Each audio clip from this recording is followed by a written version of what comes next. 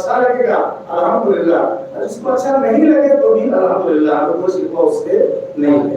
صلوات پڑھیے محمد۔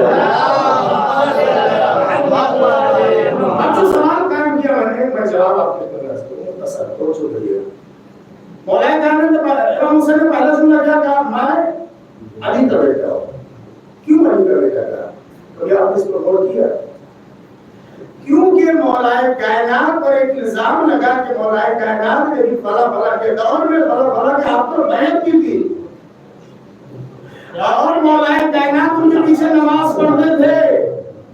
یہ الزام ہے مولا کائنات پر، اور یہ دلیل بھی دیتے ہیں، الزام اور دلیل بھی مولا انہیں چاہتے تھے۔ یہ مجلس بھی تفصیل ہے، کبھی اس پر سنیے گا، ابھی آپ سے بتا دے رہا ہوں کہ وہ دلیل یہ دیتے ہیں کہ محبت بھی علی ان سے کرتے تھے، اگر محبت نہ کرتے تو مولا کائنات ان کے دربار میں فیصلہ کرنے کیوں جاتے؟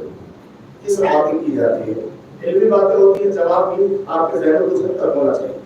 توجہ کریے گا، مولا کائنات نے جو فرمایا، مولا کائنات پر جو الزام لگایا گیا کہ مولا کائنات نے بھی اپنے دور میں فلاں صحابہ کی بیعت کر لی تھی، آپ توجہ کریے گا، مولا کائنات اس الزام کو رفع کرنے کے لیے، ختم کرنے کے لیے اور سرنو باطل کرنے کے لیے امام حسین نے ولید کے دربار میں علی بن ابی طالب کا نام لیا اور کہا میں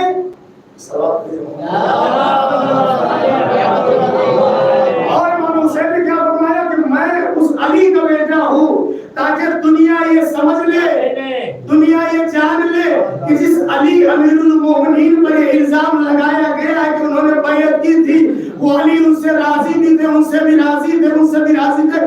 دنیا سمجھ لے کہ نہ بیٹا اس جیسے کی بیعت کر رہا ہے، نہ باپ نے اس جیسے کی بیعت کی تھی۔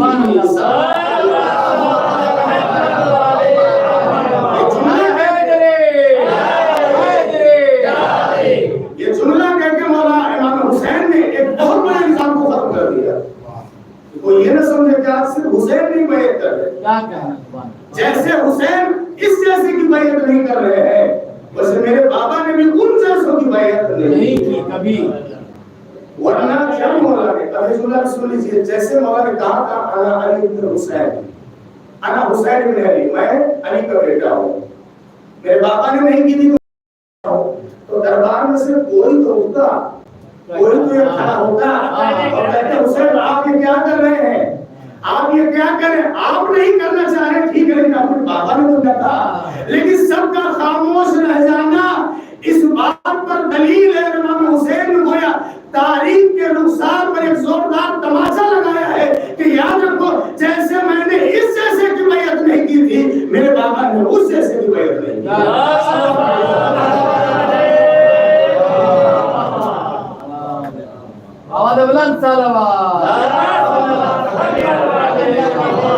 ایک حدیث میں آیا کہ ہر شے کے لیے مصیبت ہوتی ہے، یعنی کوئی نہ کوئی آڑے آ جاتا ہے، علم آفات، اور جہاں علمی باتیں ہوتی ہیں وہاں کئی آفتیں آتی ہیں، کیڑے مکوڑے کی شکل میں، کسی اور شکل میں۔ صلوات پڑھیے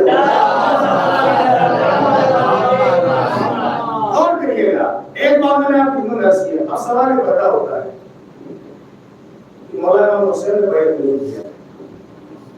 اگر امام حسین بیعت کر لیتے، نعوذ باللہ، اگر بیعت کر لیتے یزید کی، تو سوال یہ کہ امام حسین نے نہیں کیا، جس نے سوال کیا تھا وہ کون تھا؟ امام حسین جنہوں نے بیعت نہیں کیا وہ کون تھے؟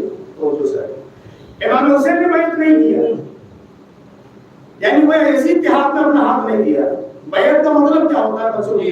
تو بیعت کا مطلب یہ ہے، بیعت جو ہے عربی لفظ ہے، بیعت ہے بیع سے، بیع کا مطلب ہوتا ہے اپنے آپ کو بیچ دینا، یعنی اس کا مطلب کیا ہے؟ جس کی آپ بیعت کر لیے گویا وہ آپ کا آقا ہو گیا، آپ اس کے غلام ہو گئے، اب آپ کو اس کی ہر بات ماننی پڑے، اسے کہتے ہیں بیعت، اس کے ماتحت میں آنا، اس کے ہاتھ کے نیچے آ جانا۔ تو جو چاہتا بیعت امام حسین نے نہیں کی، تو اب کیا امام حسین نے جو یزید کی بیعت نہیں کی، یزید کے ہاتھ نہیں دیا، کیا امام حسین کا بیعت نہ کرنا، یا نعوذ باللہ، میں نے کہا اگر امام حسین